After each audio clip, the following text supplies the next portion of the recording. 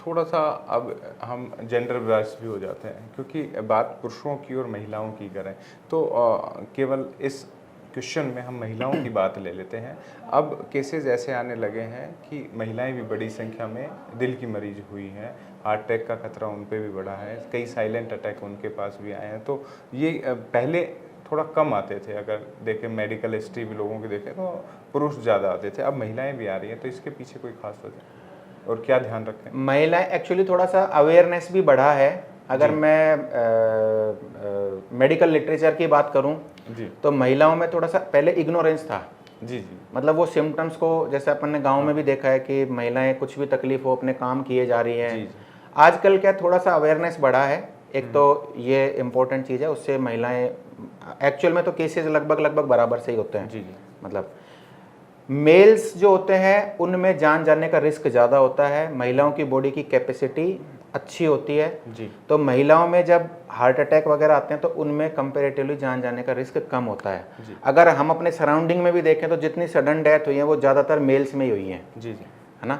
दूसरी बात, जो महिलाएं होती हैं उनमें अगर डिजीज़ निकलती है तो वो मेल्स की तुलना में ज़्यादा खतरनाक होती है। जैसे तीनों आर्टरीज में ब्लॉकेज निकल आया या मेन आर्टरीज में ब्लॉकेज निकल आया, जी।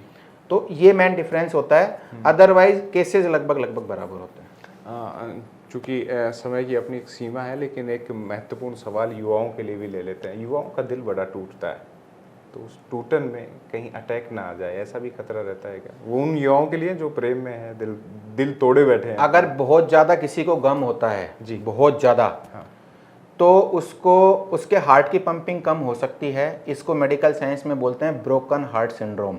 जी ये एक वेल नोन एंटिटी है, बट इसमें हार्ट अटैक नहीं होता है। इसमें अगर किसी को बहुत ज़्यादा गम, अपन बोलते हैं गम बैठ गया, जी तो उसमें जो हार्ट की मांसपेशियाँ होती हैं वो सडनली वीक हो जाती हैं। जी। तो इसको ब्रोकन हार्ट सिंड्रोम बोलते हैं। इसमें बहुत बार जान जाने का भी खतरा रहता है। एक बार एश्योरेंस भी दे दीजिए तमाम दर्शकों को कि भाई आपके दिल की सेहत के लिए, दिल की सुरक्षा के लिए हम बैठे हुए हैं। आप सभी का बहुत बहुत धन्यवाद सुनने के लिए। आप स्वस्थ रहें, हेल्दी लाइफस्टाइल को फॉलो करें। कुछ भी अगर आपको लगता है तो तुरंत अपने नज़दीकी डॉक्टर के पास जाएं। ईसीजी आजकल व्हाट्सएप, सोशल मीडिया में इतना ज़्यादा अपने पास फैसिलिटीज़ हैं। अगर आपको, पहली बात तो मैं यही कहूँगा कि अपने डॉक्टर पे विश्वास करें। फिर भी अगर आपको कन्फ्यूज़न है तो बिना डिले किए आप ईसीजी को सेकेंड थर्ड ओपिनियन लीजिए। लेकिन अगर अपने को लग रहा है कि ईसीजी में अगर क्लियर कट हार्ट अटैक है तो अपने को फिर उसका तुरंत ट्रीटमेंट कराना चाहिए। एक और इम्पोर्टेंट मैसेज, आप सभी सीपीआर के बारे में सीखें। सीपीआर का मतलब कार्डियो पल्मोनरी रिससिटेशन। अगर आपके अड़ोस पड़ोस में कोई सडनली बेहोश हो जाता है, उसको कार्डियक अरेस्ट आ जाता है, तुरंत उसका सीना दबाइए, सीपीआर करिए। क्योंकि हम कितने भी बड़े अस्पताल में ले जाएं, अगर मरीज का ब्रेन डैमेज हो गया तो उसकी जान बचाने का हमें कोई फ़ायदा नहीं है। स्वस्थ रहें। धन्यवाद। बिल्कुल पंकज गोयल जी, बहुत बहुत धन्यवाद आपका एक स्वस्थ दिल की चर्चा करने के लिए।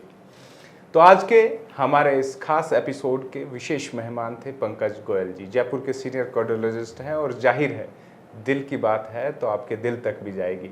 राजस्थान चौक के साथ साथ चौक मीडिया के तमाम हमारे प्लेटफॉर्म्स को आप फॉलो कीजिए और लगातार बने रहिए खास और विशेष मेहमानों की इसी चर्चा और संवाद सत्र के साथ। फिलहाल के लिए मैं अंकित तिवारी लेता हूँ विदा। फिर होगी आपसे मुलाकात खास और अहम शख्सियत के साथ। नमस्कार। धन्यवाद।